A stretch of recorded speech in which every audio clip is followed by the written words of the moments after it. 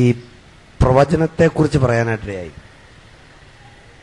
അപ്പോസ്തല പ്രവൃത്തി 4-ാം അധ്യായത്തിൽ നമ്മൾ കാണുന്നു, അപ്പോസ്തലനായിട്ടും പ്രവാചകനായിട്ടും സുവിശേഷകനായിട്ടും നിയമിച്ചിരിക്കുന്നു. അപ്പോൾ ഇന്ന് സഭകളിൽ വരുന്ന പ്രവാചകന്മാർ മുഴുവൻ തെറ്റായ പ്രവചന ശുശ്രൂഷയുള്ളവർ, പ്രവചന വരമുള്ളവർ പ്രവാചകന്മാരല്ല. അവർക്ക് പ്രവചന വരമുണ്ട്. ദൈവത്താൽ ആക്കപ്പെട്ട പ്രവാചകന്മാരുണ്ട്. ഈ പ്രവചനവരമുള്ളവര് അതുകൊണ്ടാ പറയുന്നത് മറ്റുള്ളവരെന്ത് ചെയ്യണം, പ്രവചിക്കുന്ന തനിയല്ല, മറ്റുള്ളവരെന്ത് ചെയ്യണം, അത് ശോധന ചെയ്ത് നോക്കട്ടെ. 1 കൊരിന്ത്യർ 14-ാം അധ്യായം എടുത്താട്ടെ.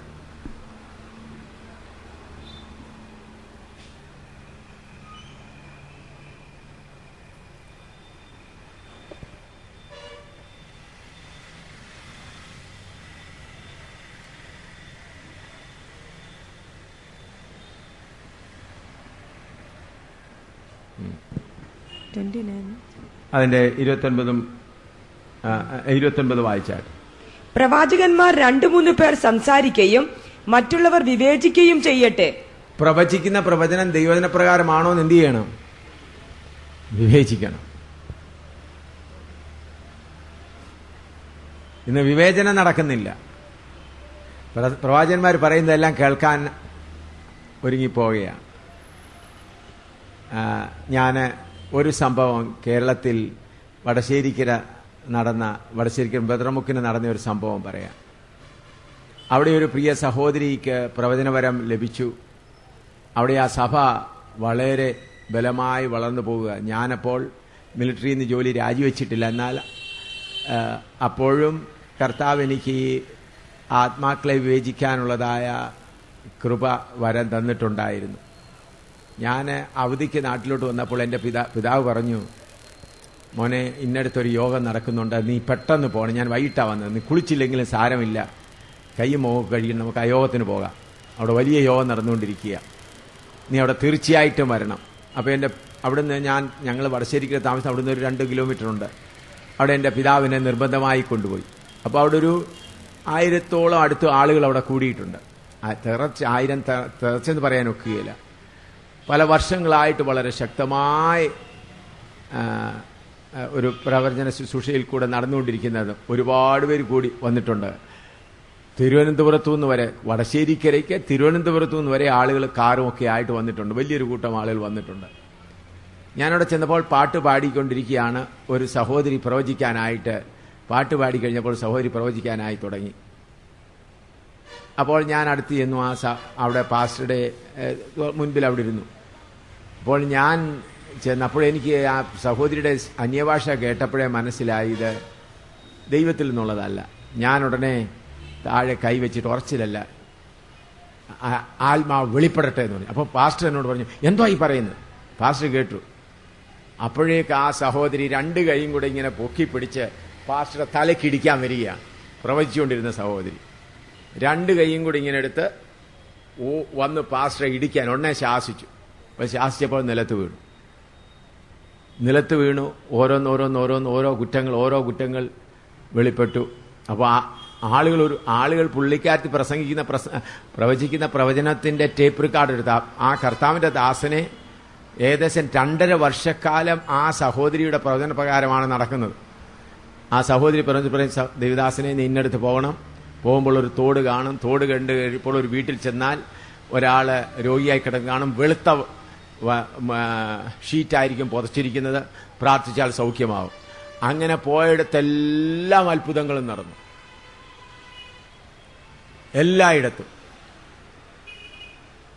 അങ്ങനെ എല്ലാവരും ആർക്കൊക്കെ വീസ പറഞ്ഞാൽ കറക്റ്റായിട്ട് വീസ കിട്ടും. വെളി രാജ്യങ്ങളിൽ പോകുന്നവരുടെയും കാര്യങ്ങൾ ഇന്ന ദിവസം വീസ കിട്ടും, അങ്ങനെ എല്ലാ കാര്യങ്ങളായി നടന്നു. ഒടുവിൽ ദുഷ്ടാത്മാവ് വെളിപ്പെട്ട് ഓരോന്നായി ഒരു സഹോദരി സാരിയെല്ലാം വലിച്ചൊരു നഗ്നയായി. ഇന്ന് രാത്രി 1:30 മണിയായ ദുഷ്ടാത്മാവിനെ പുറപ്പെടുവിക്കാനിടയായത്. അതോടുകൂടെ ആ സഭ മുഴുവനും തകർന്നു. ഇന്നവിടെ സഭയില്ല. അപ്പോൾ ആ സഭയെ നടത്തിയത് 3 വർഷം, 2.5-3 വർഷം ആ പ്രവാചകിയായ സഹോദരിയായിരുന്നു. അപ്പോൾ പ്രവചനത്തെ നമ്മൾ എന്ത് ചെയ്യണം? നല്ലവണ്ണം വിവേചിച്ച് പരിശുദ്ധാത്മാവിൽ കൂടെയാണോ? അതോടെ ഒരനുഭവം കൂടെ പറയാം. ഞാൻ CME college of military engineers പൂനായിൽ പഠിച്ചുകൊണ്ടിരിക്കുകയാണ്. അന്ന് ഭവാനിപ്പെട്ട അന്ന് CPMലെ അന്ന് TPM അല്ല CPM എന്നാണ് പറയുന്നത്. അവരുടെ ഈ ശനിയാഴ്ച രാത്രിയിലെ പ്രാർത്ഥന വളരെ ടറി മീറ്റിംഗ്സ്, നല്ല പ്രാർത്ഥനയാണ് അതിനുവേണ്ടി. ഞാനപ്പോൾ ഞങ്ങൾ താമസിക്കുന്ന അവിടെ നിന്ന് ദാപ്പൊടിയിൽ നിന്ന് ഭവാനിപ്പേട്ട എന്ന് പറഞ്ഞ സ്ഥലത്തേക്ക് ചെന്ന് ചേർന്നപ്പോഴത്തേക്ക് മണി 8:15 കഴിഞ്ഞു. അവർ 7 മണിക്ക് യോഗം തുടങ്ങി. അപ്പോൾ പ്രാർത്ഥന തീരുന്നു. അപ്പം ഞാൻ അവിടെ ചെന്ന് നിറച്ച ആളുണ്ട് വരാന്തയിൽ. അപ്പോൾ ഒരു സഹോദരി നല്ലവണ്ണം പ്രവചിച്ചുകൊണ്ടിരിക്കുകയാണ്. അപ്പോൾ യോഗം കഴിഞ്ഞു. ഞാൻ അവിടുത്തെ കർത്താവിൻ്റെ ദാസനോട് പറഞ്ഞു, അദ്ദേഹം ഇംഗ്ലീഷ് ചാക്കോച്ചൻ എന്ന് പറഞ്ഞ പേര് കേട്ട ഒരു കർത്താവിൻ്റെ ദാസനായിരുന്നു. ചിലരെല്ലാം നിങ്ങൾ കേട്ട് കാണുമായിരിക്കും ഇംഗ്ലീഷ് ചാക്കോച്ചൻ. അദ്ദേഹം ഇപ്പോൾ കർത്താവിൻ്റെ സന്നിധിയിൽ വിശ്രമിക്കുന്നു. അദ്ദേഹം ആയിരുന്നു. ഞാൻ യോഗം കഴിഞ്ഞപ്പോൾ ആ കർത്താവിൻ്റെ ദാസനോട് പറഞ്ഞു, പ്രവചിച്ച സഹോദരിയുടെ കൂടെ എനിക്ക് അല്പനേരം പ്രാർത്ഥിക്കണമെന്ന് പറഞ്ഞു. ഉടനെ പറഞ്ഞു, ഞാൻ പറഞ്ഞു ആ സ്ത്രീ സഹോദരി അദ്ദേഹത്തിന്റെ ഭർത്താവ് ഉണ്ടെങ്കിൽ മതി, പാസ്റ്ററും സിസ്റ്റേഴ്സും മറ്റാരും ഇല്ലാതിരിക്കും. ഉടനെ പറഞ്ഞു, നീ പറയുന്നത് നിന്റെ എല്ലാ പാപവും അവൾ വിളിച്ചു പറയും, എല്ലാ പാപവും അവൾ വിളിച്ചു പറയും എന്ന് പറഞ്ഞു. ഞാൻ പറഞ്ഞു ശരി, അങ്ങനെയാണ്. ഒടുവിൽ കാത്തിരിപ്പിയോഗം കഴിഞ്ഞ് ഞങ്ങൾ പ്രാർത്ഥിക്കാനായിരുന്നു. പ്രാർത്ഥന ഇരുന്നപ്പോൾ ആ സഹോദരി ആത്മാവ് നിറഞ്ഞ് പ്രവചിക്കാൻ തുടങ്ങി. ഞാൻ ഉടനെ യേശുവിന്റെ നാമത്തിൽ ശാസിച്ചു. ഉടനെ പാസ്റ്റർ ചോദിച്ചു, എന്താ ഈ പറയുന്നത്? അപ്പം ദൈവത്തിന്റെ ആത്മാവ് എനിക്ക് വെളിപ്പെടുത്തി തന്നു. ആ സഹോദരി ഒരു സ്കൂളിന്റെ ഹെഡ് മിസ്ട്രസ്സാണ്. പുള്ളിക്കാരത്തിന്റെ ഭർത്താവ് അവിടുത്തെ അക്കൗണ്ടന്റാണ്. അപ്പം ഞാൻ ആത്മാവിൽ കാണുന്ന ആ സഹോദരി ഭർത്താവിന്റെ ചെള്ളയ്ക്ക് അടിക്കുന്നതായിട്ടാണ്. അപ്പം ഞാൻ ചോദിച്ചു, ഭർത്താവിനോട് ചോദിച്ചാട്ട് ഈ ഭർത്താവിനെ ഭാര്യ അടിക്കാറുണ്ടോ? ഉടനെ ഭർത്താവ് പറഞ്ഞു, ഇന്നെന്നെ അടിച്ചതാ, ഇങ്ങോട്ട് വരുന്നതിന് മുമ്പേ അടിച്ചതിനെ ശ്രദ്ധിച്ച് നോക്കിയാൽ പാട് കാണാമെന്ന് പറയും. പ്രവചിക്കുന്ന സഹോദരി അടിച്ച കാര്യമാണ് പറഞ്ഞു. അങ്ങനെ പറഞ്ഞു ഒടുവിൽ ഓരോരോ കുറ്റങ്ങളായി. ഒടുവിൽ അവിടെ ഉണ്ടായിരുന്ന കർത്താവിന്റെ ദാസൻ ഇംഗ്ലീഷ് ചാക്കോച്ചൻ പാസ്റ്ററുടെ മുണ്ട് വലിച്ചു പറിക്കാൻ തുടങ്ങി. അപ്പോഴത്തേക്ക് ആ 7 സഹോദരിമാരും അവരെഴുന്നേറ്റ് ഓടി. ഒടുവിൽ ആ ശക്തി രാത്രി ഏകദേശം 1 മണി ആയപ്പോഴത്തേക്കും ആ ശക്തി വിട്ടുതുടങ്ങാനിടയിൽ. അദ്ദേഹം പറഞ്ഞു, ഇംഗ്ലീഷ് ആവശ്യം, കഴിഞ്ഞ 7 വർഷമായി ഈ സഹോദരി പറയുന്ന പ്രവചനത്തെ ഞങ്ങൾ വിശ്വസിച്ചിരുന്നു. അതുകൊണ്ട് ഇംഗ്ലീഷ് ചാക്കോച്ചൻ എന്ന് പറഞ്ഞ ആ കർത്താവിന്റെ ദാസൻ പറഞ്ഞു, ഞാൻ ഇനിയും ശുശ്രൂഷ നടത്തണമെങ്കിൽ എനിക്കിനി ആത്മാക്കളെ വിവേചിക്കാനുള്ള വരം കിട്ടിയോളൂ എന്ന് പറഞ്ഞ് ഞായറാഴ്ച രാവിലത്തെ യോഗം പോലും നടത്താതെ അദ്ദേഹം ഞാൻ അന്ന് രാത്രി അവിടെ താമസിപ്പിത്തോമിൽ പുള്ളിക്കാരൻ്റെ പെട്ടിയിൽ സാധനങ്ങൾ എടുത്ത് നേരെ പൂന റെയിൽവേ സ്റ്റേഷനിൽ പോയിരുന്നു. ഞാൻ മദ്രാസ് സെൻട്രലിൽ പോയിരിക്കുകയാണ്. ഇനിയും ആത്മാക്കളെ വിവേചിക്കാൻ കർത്താവ് കൃപ തരാതെ ഞാൻ ഇനി ശുശ്രൂഷ ചെയ്യുകയില്ല. 7 വർഷം ആ സഭയെ നടത്തിക്കൊണ്ടിരുന്നത് ആ ആത്മാവായിരുന്നു. അതുകൊണ്ട് പ്രവചനമെന്ന് പറയുന്നത് കേട്ടിട്ട് സ്വീകരിക്കുകയല്ല. ദൈവമക്കൾ മറ്റുള്ളവരത് എന്തു ചെയ്യണം? വിവേചിക്കണം. രണ്ടുപേരും ദൈവത്തിന്റെ വചനത്തിലുള്ളതാണോ എന്ന് ഇന്ന് വിവേചിക്കുകയില്ല. അതുകൊണ്ട് എന്തെല്ലാം നഷ്ടങ്ങളാണ് വരുന്നത്.